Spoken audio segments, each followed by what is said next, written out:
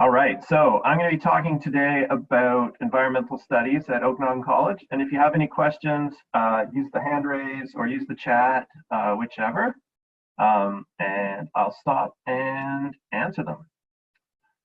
So my name's Todd Redding. I am a professor at Oakmont College in the Geography, Earth, and Environmental Science Department. I'm based primarily in Penticton, but I do teach periodically in Kelowna, or right now I teach everywhere, currently from my basement. So welcome to my basement.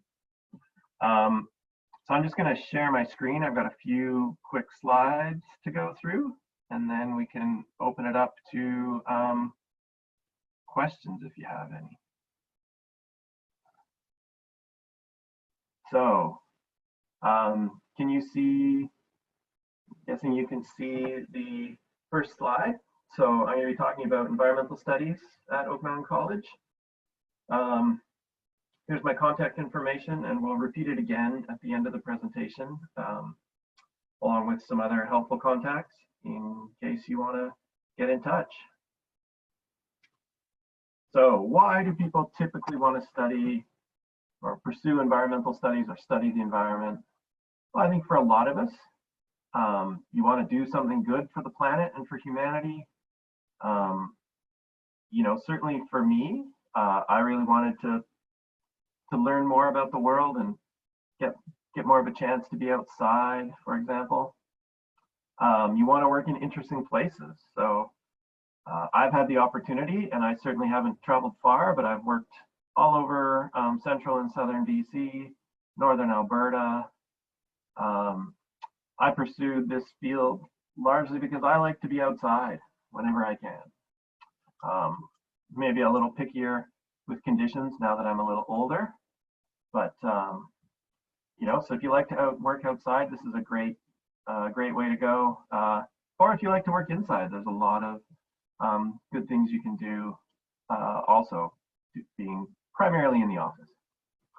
And you want to get training for work in a growing employment sector. So we'll look at a little bit about environmental employment in a minute, but it's certainly one of the sectors of the economy that's expected to experience some of the highest rates of growth in employment opportunities over the next decade. Here's some photos from some of my classes. You know, I try and give my students as much opportunity as possible to get outside and learn about the world around us. So the top two photos, these are students from my Environmental Science 101 class, and we're out doing some stream health assessments. So we're looking at a local stream here in Penticton, Ellis Creek, and we're looking at the sort of habitat quality of different reaches along Ellis Creek. Down in the lower left, that's a picture of one of my classes after we toured the Penticton wastewater treatment plant. So Penticton has a world-class wastewater treatment system, and so we try and go there every year and have a look, see what they're doing, and get a bit better understanding, as my daughter would say, of where our poop goes. And then here we have a former student who was working for me one summer, and we were setting up some high elevation weather stations at one of the local ski areas to collect data on snow accumulation and melt. So I think Geography, Earth, and Environmental Science at Oakmont College, this is one of the departments and one of the programs where if you like to get outside, you know, you're going to have some opportunities. So some quick sort of labor demand information about environmental jobs. It's expected over the next 10 years, about an 8% increase nationally in environmental jobs. So that's pretty good. As well as, so that's 8% more than are currently, 8% more people than currently employed, but also 30% of the current environmental workforce is expected to retire by 2029. So significant opportunities. There's demand for people in all regions of Canada, and certainly opportunities all around the world. So my partner comes from Australia, and she worked all through Southeast Asia and the Middle East and Northern Canada as a consequence of her education in environmental engineering and hydrology. So if you're interested in more information about some of the jobs and hiring trends, eco.ca, the Environmental Careers Organization, puts out labor demand and similar types of studies about every year, maybe a little more frequently. And it's a great place to go look to see what kind of career options there are, but also how things are developing. And they also have current job postings as well. Here's some more of my students. So a couple of years ago, I got to teach soil science, which is kind of my background here in Penticton. And so I had a great group of students, and we spent a lot of our time out digging holes, looking at dirt and rocks, looking at plants, understanding where soils fit in the landscape. And then we were sort of focused on viticulture as an application. But really just a lot of fun to get outside and look at the world and sort of see it from a different perspective.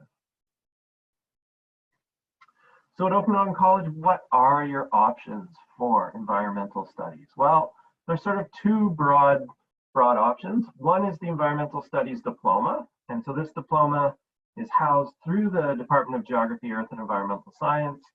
And we have 3 different streams, and it's a 2-year diploma program. There's an interdisciplinary environmental arts program, an environmental management option, and then an environmental science option. And we'll look at each of these in a little bit more detail so you can get a sense of what some of the courses are that you would take. There's also a couple of options through the Associate of Arts. So there's an environmental studies emphasis in the Associate of Arts and a geography emphasis in the Associate of Arts. So we'll look at those as well. Here's another group of students. This is on our annual Earth Science and Physical Geography field trip. And so we visit all sorts of sites around Penticton to learn about sort of how the landscape formed, why it looks like the way it does today. And it's lots of fun. We usually, again, not this year, but usually rent a bus and we just get out there for a day, looking at stuff, look at fossils, look at all different kinds of rocks, talk about how glaciers changed everything. And yeah, it's usually, at least for me, it's the highlight of the term for sure.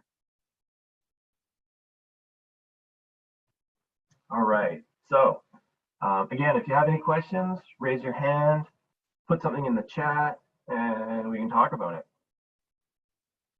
So the Environmental Studies Diploma, like I said, there's 3 options or 3 streams you can take. One that's more sort of arts and social science based, one that's sort of management based, and then one that's much more science. And depending on the option and where you might want to go, we have block transfer agreements, which means you'll transfer 60 full credits and you'll go in with 3rd year standing to either UNBC or to Royal Roads. And if you want more information about our block transfer agreements, just give me get in touch with me after the presentation and we can talk a bit more about it. The ones at UNBC are being revised right now, but the plan is to keep them in place. And we've had a number of students, probably 30 students over the last 5 or 6 years go there, and they've done really well and really enjoyed the experience.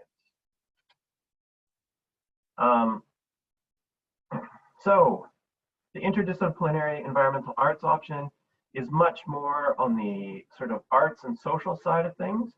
So the types of courses you would take include, and all streams have at least 2 Indigenous studies courses, I believe.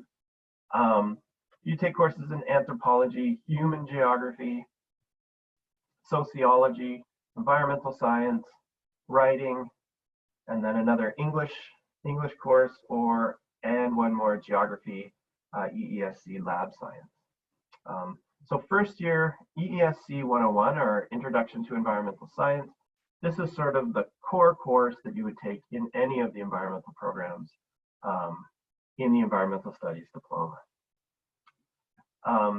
Second year, you take English or Communications, Ecofeminism, Geographic Data Analysis, and Introductory to Cartography, GIS, and Remote Sensing. So these are sort of techniques courses where you're going to be learning different software, how to analyze data, both normal data as well as spatial data.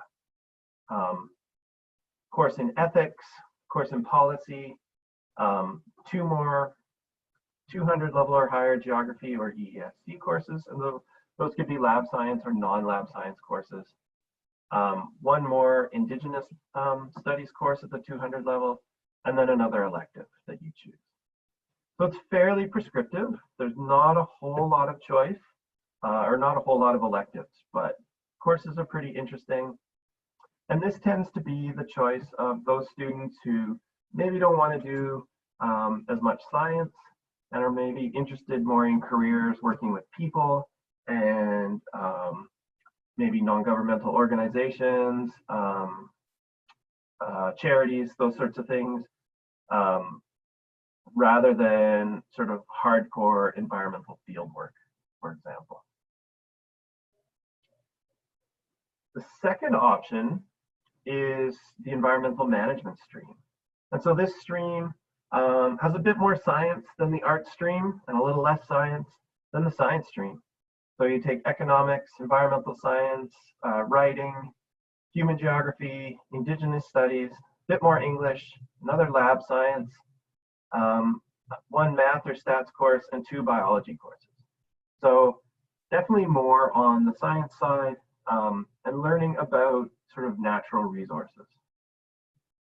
Second year, again, communications or English, economics, geographic data analysis, and cartography, GIS, and remote sensing.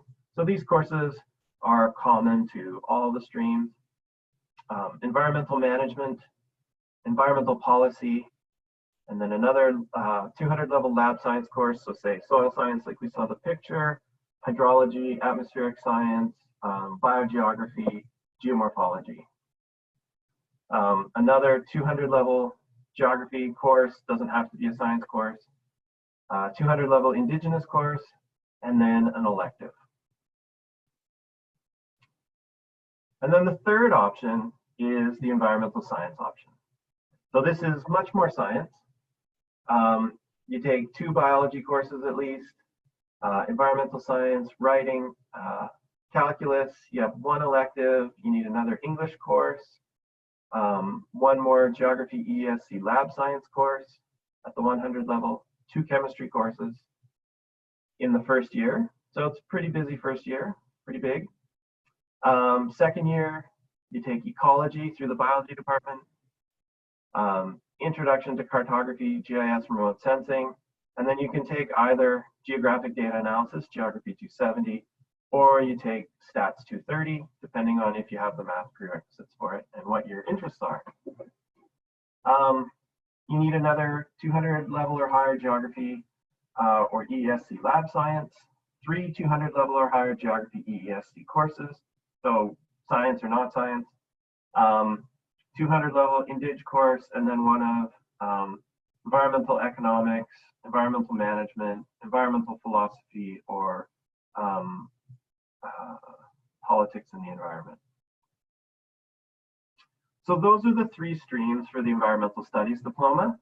Like I said, we do have the 2 block transfer agreements to UNDC and Royal Roads. Also, depending on where you want to go, you can transfer this, transfer it course for course, and you should get pretty close to 60 credits at most institutions. Here's another picture of environmental science students in Penticton. We're down looking at remnant oxbows just off the Okanagan River Channel and talking about how they've changed their habitat due to the channelization of the Okanagan River. So we also have a couple of Associate of Arts options. There's an environmental studies option, or environmental studies emphasis, I should say. So we have the base requirements for the Associate of Arts plus 6 credits, so 2 courses in 100 level physical geography or earth science, lab science courses, and 6 credits of 100 level human geography, and then whatever credits remain as electives. In your second year, again, your Associate of Arts base requirements plus 12 credits of 200 level courses from a specific list, and this is listed in the calendar under the Environmental Studies emphasis of the Associate of Arts degree and various electives. For the geography emphasis, the first year is the Associate of Arts base requirements plus 6 credits of 100 level human geography, and then a bunch of electives. Year 2, same Associate of Arts base requirements plus 4 200 level or higher geography courses, and those can be lab science or non-lab science. And then filling up your schedule with whatever other electives you're interested in. So those are the formal courses of study in environmental studies at the college. There's some more students out on a cold weekend morning for our field trip, but everybody's smiling, so that's good. So as someone who's worked in the environmental field for quite a while and in few different jobs before I came to the college, a little bit of unsolicited advice, because not everybody wants to hear what I have to say about this, but I would say follow your interests. So for me, in my undergraduate, I took a soils course and thought, hey, this is really interesting. And so I went out and found a job that summer doing, helping out a soil scientist doing research. And that's led all sorts of places. So follow your interests, find what you're passionate about, and then pursue it. Try new things. So when I was an undergraduate, I had the great opportunity to do a co-op program when I was at UVic, which meant there were various jobs available for me to apply for through the university to work out in the field with different organizations. And so that let me try all sorts of things. As much as finding things that I really liked, it also helped me find things I didn't really like. And I did them for 4 months. I made some money, I got some great experience, and then I could go find something else that I liked better. Now, co-op programs aren't quite, it's a different world now than it was in the late 80s and early 90s. But one thing you can do now, if you really want to get out there and get some experience, is to try and volunteer. There's lots of great non-governmental organizations out there who'd love some help on small projects, and you get some experience, you get some good references, you maybe learn what you do and don't want to do. Be willing to do the less glamorous jobs. So I went to places that, other students maybe didn't want to go, and certainly wanting to study soil science, it's not exactly the most glamorous field, but I found it fascinating and really enjoyed my time. But being willing to do the less glamorous jobs can open up a whole lot of opportunities, and it shows future employers that, you're willing to work hard. Move somewhere different. So I know the Okanagan is pretty awesome. I love living here, but sometimes to get the best opportunities and to broaden your experience, etc., going somewhere possibly a little less desirable can be really valuable. Always work hard. That is, that's always what employers want to see. Ask people for advice and seek out mentors. I have students come to me asking about opportunities and where could they go and who could they talk to. And certainly I still do work with people I worked for when I was in my undergrad, and they've been really important mentors and friends in my career. So finding some of those people early if you can really set you up for success down the road.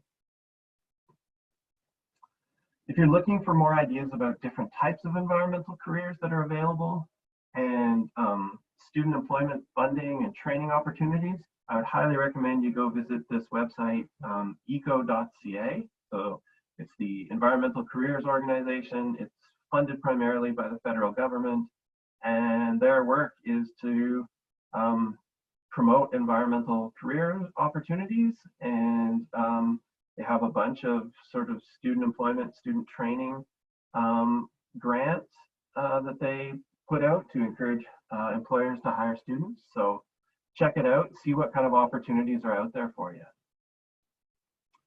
For specific information about environmental programs at the college, talk to the education advisors and see what they have to say. And they're usually really good at knowing what other institutions might